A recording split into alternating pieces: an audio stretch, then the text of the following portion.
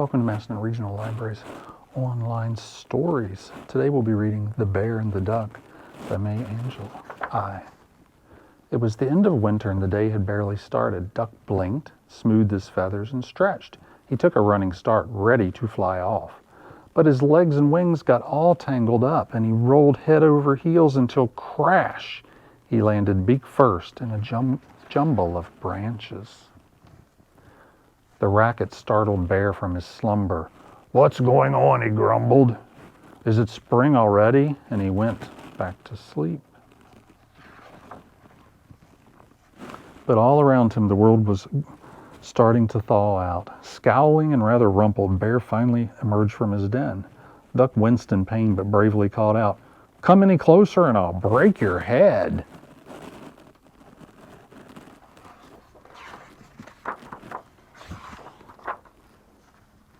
Bear chuckled and shrugged his shoulders. "Are you afraid that I'll bite you? I'm far too old, and I don't have many teeth left." "Then help me get out of here," Duck said, "or I'm going to pass out." Bear gently freed the bird and scooped him up with his big paws. "Nothing broken, just a few scratches. We'll make you better."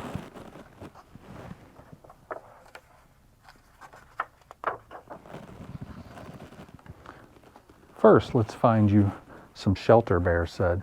"My den would be best." Bear placed Duck on his old bedding.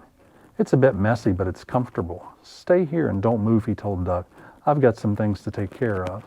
After a good scratch, Bear smoothed down his scruffy coat of fur and disappeared.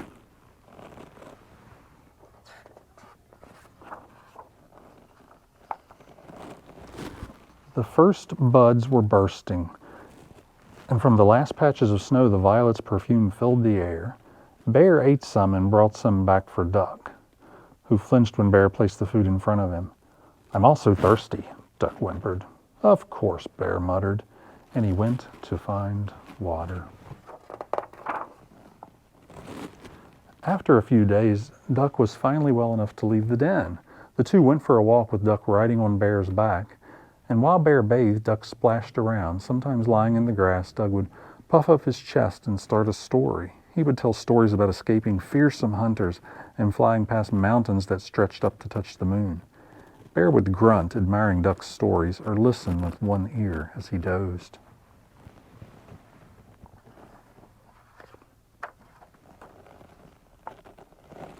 Then one day it happened. "I feel really good," Duck said. "I think I can leave now." He raised his beak to the sky, where the other birds were waiting for him. "Thank you, Bear. I'll see you soon. Don't worry, I'll be back." After a few stretches, Duck took off.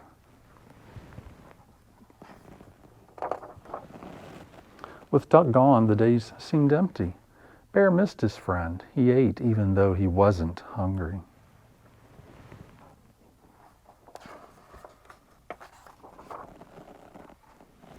Then came the icy winds and the first snow.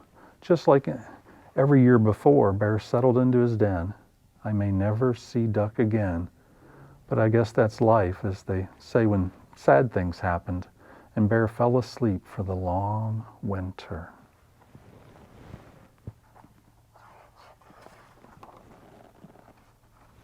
Bear woke up to the sound of a dove singing. "It's spring!"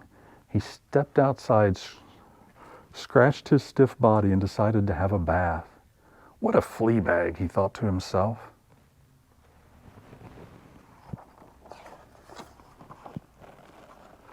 Bear ate some grass. Then, warmed by the first rays of sun, he lay down and closed his eyes. Like in a dream, a quack quack echoed in his head. That's when he heard a voice in his ear. "Come on, get up, old Bear, it's me, I'm back." "It's about time," Bear replied grumpily. Duck stroked Bear's head. They sat side by side. "I have so many things to tell you," Duck began. "But no, you go first." The end.